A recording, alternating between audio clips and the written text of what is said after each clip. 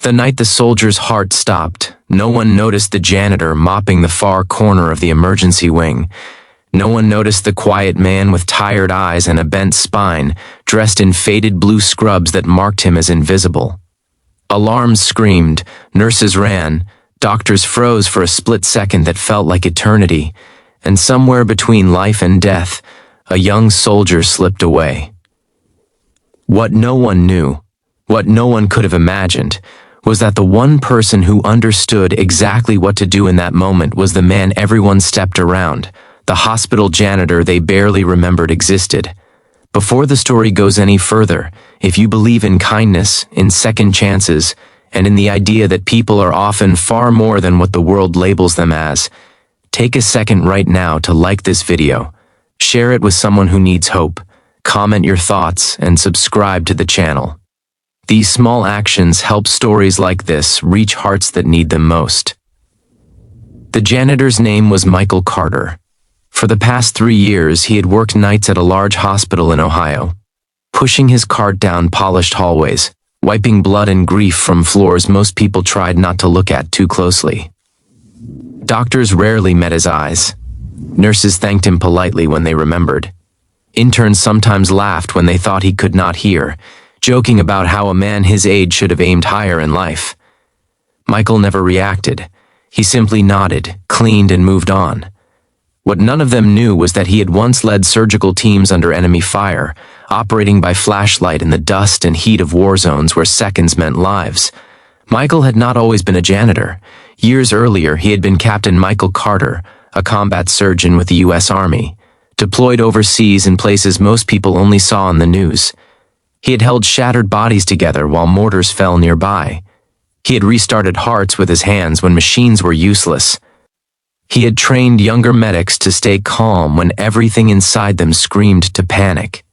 But war takes more than it gives. After one mission where he saved dozens but lost the man he had trained like a son, something inside Michael broke. The military honored him, promoted him, and expected him to continue as if trauma were a switch you could turn off. Eventually, he left.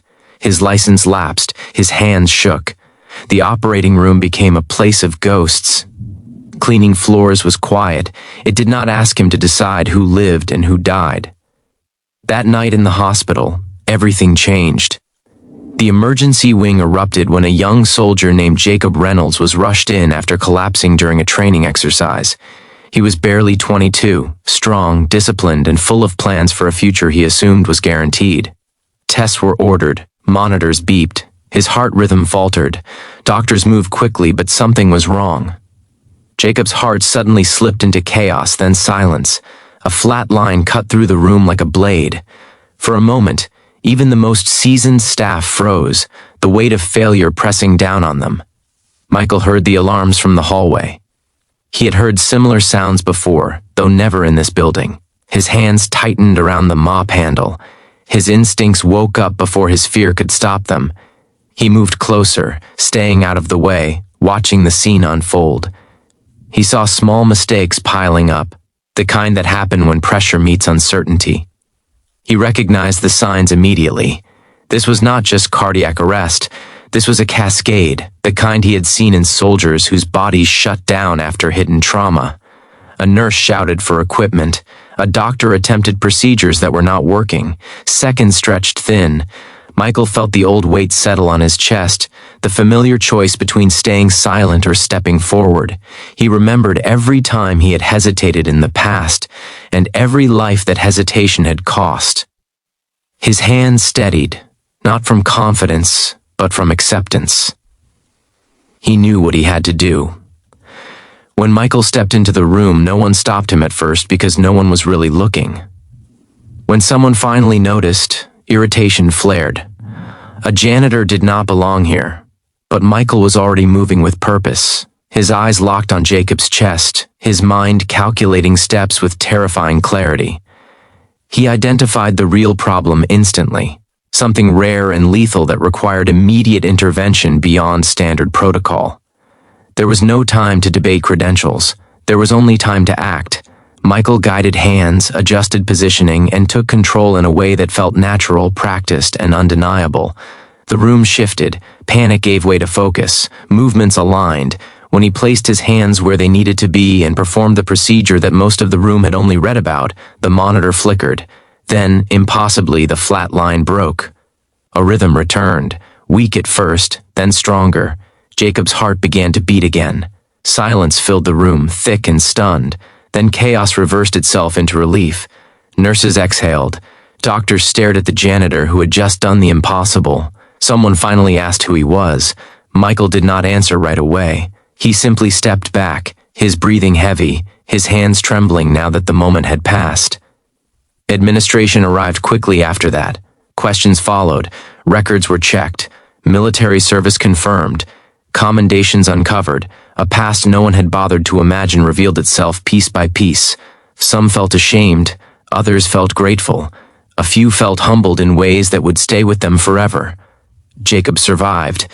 Days later, when he woke up, he learned that the man who saved his life was not the decorated surgeons whose names filled brochures, but the quiet janitor who cleaned the floors outside his room every night. Michael avoided attention, but Jacob's family did not. Gratitude poured in, not loud or performative, but deep and sincere. It reached places in Michael that had been closed for years. The hospital offered Michael a chance to return to medicine, retraining, support, respect.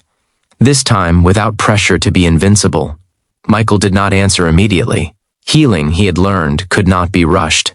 But for the first time in years, the operating room no longer felt like a graveyard of memories. It felt like a place where pain could be transformed into purpose. As weeks passed, Michael continued cleaning floors, but people looked at him differently now. Some smiled. Some asked his advice. Some simply said thank you. He understood that titles mattered less than actions, and that humility had never erased his worth. It had protected him until he was ready to step forward again.